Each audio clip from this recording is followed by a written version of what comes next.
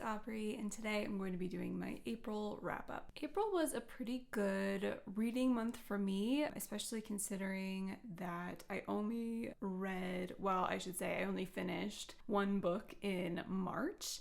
I read 6 books in April, which is pretty good for me. I'm usually happy if I read like 3 to 4 books in a month. That's a book a week. I think that's pretty good. So I'm kind of impressed with myself. I enjoyed pretty much everything that I read. I will be getting into the one book that I read in March and everything else that I read in April. So the book that I finished in March was Fairest by Marissa Meyer. This is the Queen Lavanna novella that comes in between Cress and Winter. I really enjoyed this. I enjoyed it a lot. I thought it was really fun. I think Queen Lavanna is just like a really fun, interesting villain. I feel like Marissa Meyer did a really, really nice job with sort of explaining Queen Lavanna's trauma and backstory without making her too sympathetic. Like, the woman is crazy, and Marissa Meyer does not shy away from that. She doesn't excuse that. She doesn't blame any of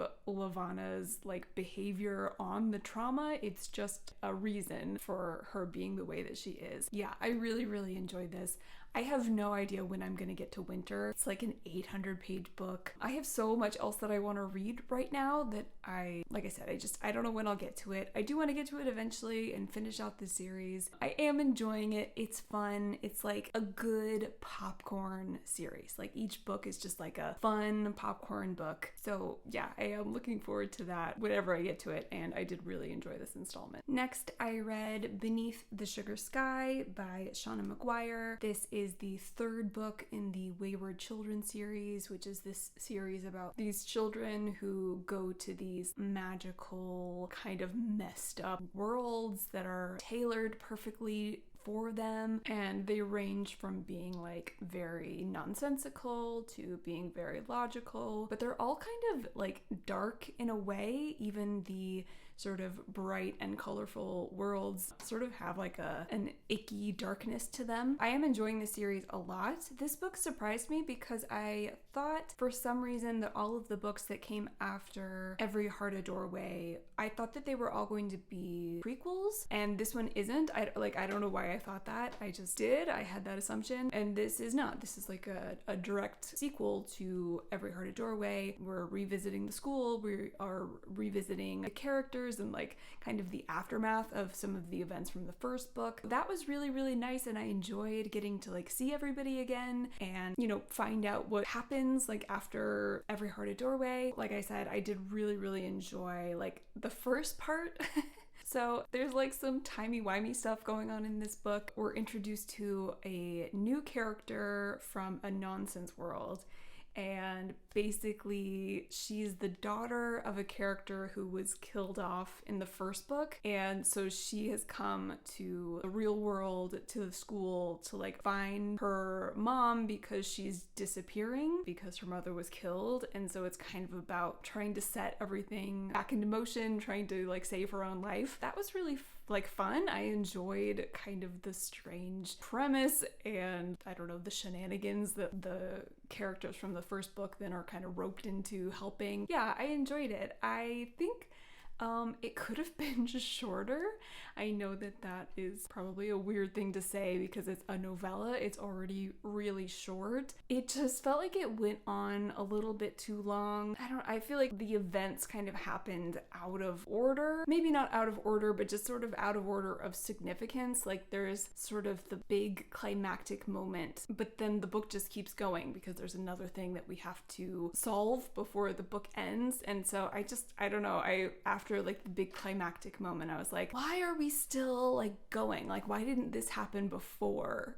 The pacing felt maybe a little bit off to me. Overall, I did really enjoy it. I enjoyed kind of the nonsense world. I'm a big fan of Alice in Wonderland. It's one of my favorite books of all time. So I enjoyed the nonsense. And like I said, I really enjoyed getting to see these characters again and to follow them on a new adventure. I am really loving this series, and I can't wait to get to more books. So the next 3 books were a reread for me, and I reread the Grisha trilogy by Leigh Bardugo in anticipation of the new show, which I absolutely loved, by the way. I have a video that I'm editing currently, just kind of gushing about the whole show and how much I loved it. I also have a spoiler-free review already up on the channel for this trilogy if you want to check that out. I just love this series so much. I think it's really good. I know a lot of people have negative or just kind of lukewarm feelings about this trilogy, but I think it's good. I think it holds up. I love these characters so much, and I love their journey through these books. I love the magic and the atmosphere. I know they have flaws. They definitely have flaws. I have some more thoughts in that spoiler-free review if you want to watch that. Yeah, I had a great time. Next, I finished An Ember in the Ashes by Saba Tahir. This is a kind of Roman Empire inspired fantasy, and I just absolutely adored this book. I loved it. I gave it 5 stars. The writing is gorgeous. I feel like every single word was so like meticulously chosen, and every sentence was so well structured. It's just so atmospheric and beautiful. I loved these characters. The stakes felt very, very high. Both of our main characters are like in a very dangerous situation, and I was so worried for them the whole time, and I was just on the edge of my seat, and I just loved it. I read most of this book in one day. I couldn't put it down. I just was and am just like smitten, just totally smitten with this book. I loved it so much. I thought that the romance was done really well. There's like, it's not quite a love triangle, it's like kind of a love quartet almost. Each main character, so both Leia and Elias, have another character in both of their perspectives that they're kind of interested in, and then of course like they have each other. However, I thought that it was handled really well. Both of these characters don't actually interact all that much, and you know, even by the end of the book they really don't like know each other very well, and so it makes a lot of sense that they would each kind of have someone more in their life that they're like kind of interested in, and it just felt like there were a lot of like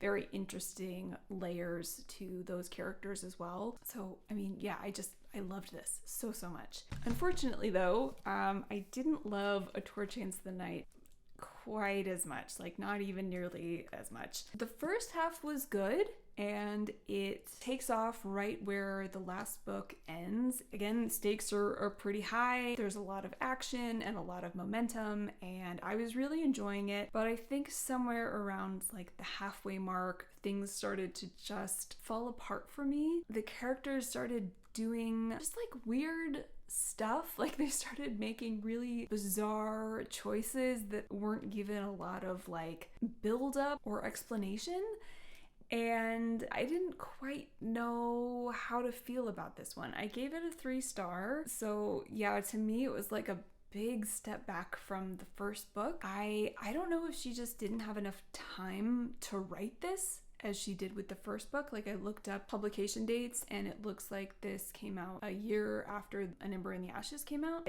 I don't know if she just didn't have enough time or what, but I felt like the beautiful writing was missing a bit. Like it's still nice, like she's still got some lovely prose, but I felt like An Ember in the Ashes was a much more polished book than this was, not only in the quality of the writing, but just the sort of the pacing and the exploration of the characters. It just didn't feel quite as like thoughtful. I don't know.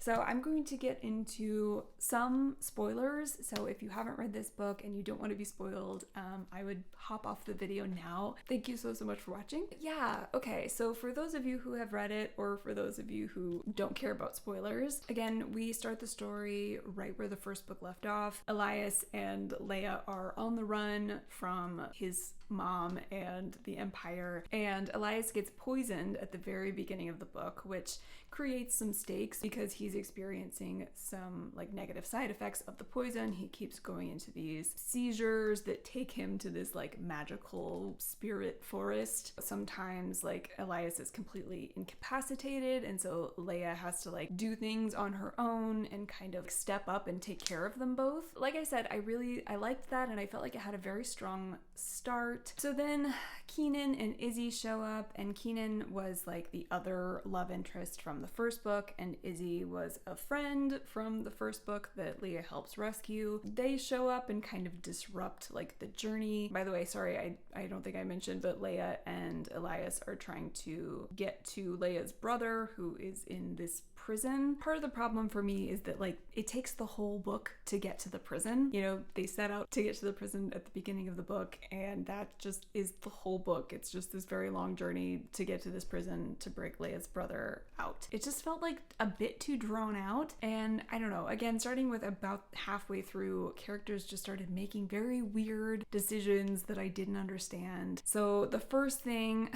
Elias promises to help Leia break her brother out of prison, and they've been traveling together from the start, but like about halfway through the book, he just wakes up and says, hey, you know what, I think I could do this faster on my own, after Keenan and Lizzie have joined up with them, and they're now with like a troop of like other people that they've enlisted for help. And so Elias just decides to go off on his own. I'm just gonna go off by myself and do this, which was just the first thing.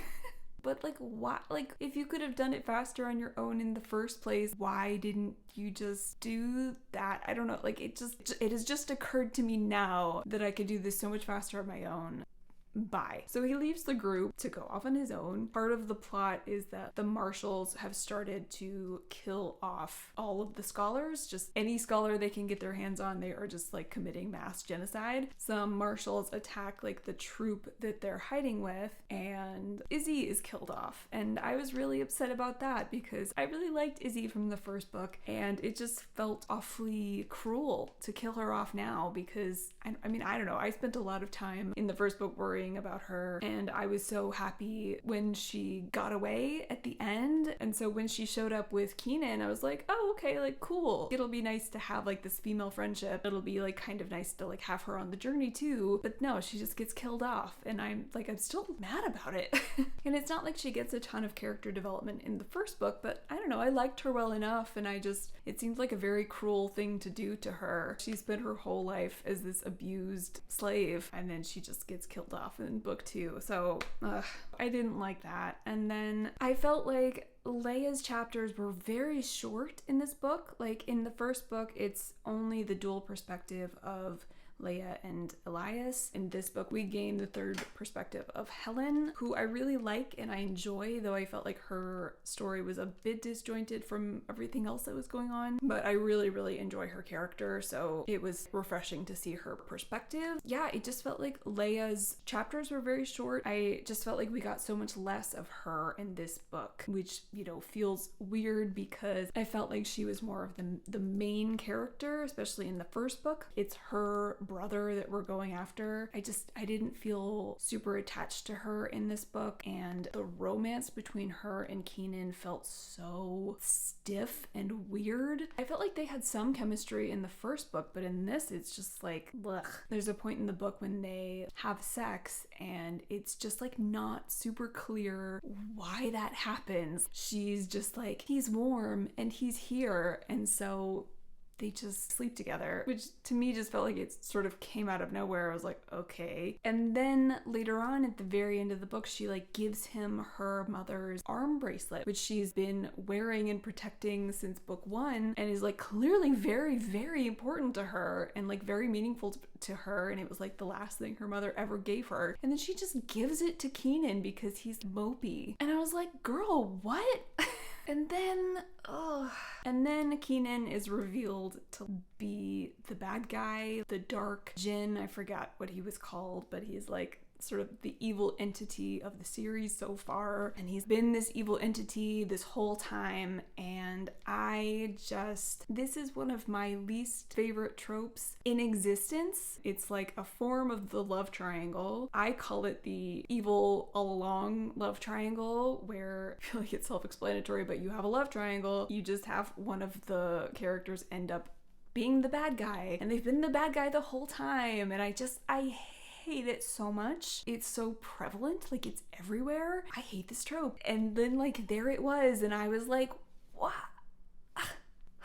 I just don't like it at all. And I feel like it would have made more sense if Keenan had just been killed off at some point, and then the Dark Djinn takes his form, like he kills Keenan off and then takes his form. And so like maybe at some point in the book, Keenan starts acting funny and he suddenly doesn't remember certain things that he should know already. Something like that, so that the reader could feel a little bit more, could sort of like see it coming a little bit more, because in the first book, it's mentioned that the Dark Djinn can become other people. And the only reason, like I saw... Once we found out that Keenan was working for the bad guys, because that's revealed a couple of chapters before he's revealed to be the Dark Djinn. Once that happened, I was like, oh no, is he gonna be the Dark Djinn? Like, is he just gonna have been like the dark entity this whole time? And he was, and I was really mad about it. But the only reason I figured that out is because I had read the books back to back. And so as far as I remember, there's no mention of the Djinn being able to turn into anyone else in this book. I think it was only mentioned in the first book. I could be wrong. I could totally be wrong, and I could have missed it, but I don't think it's mentioned here. And so it just feels like really cheap. It just feels like such a cheap twist. So... I'm still tentatively hopeful for the rest of the series. It looks like she had more time for book 3 than she had for book 2. So I'm hopeful that it's better than this one. But yeah, I was just really disappointed with this by the end of it. Like I said, I enjoyed the first half like quite a bit, but I don't know, things just started to feel super weird and rushed and just messier starting with that second half. So yeah, I'm not sure what happened. Maybe she didn't really have enough time to make it as nice and polished as she wanted. We'll see how the rest of the series goes. You know, I'm definitely still hopeful for it, and I like these characters enough that I want to know what happens to them. Okay, so that is it for my April wrap up. Thank you so much for watching. If you have read any of these books, please let me know what you thought of them, or just let me know something that you read this month that was really great. Like this video if you liked it, and subscribe if you want to see more from me. I hope to see you next time. Bye.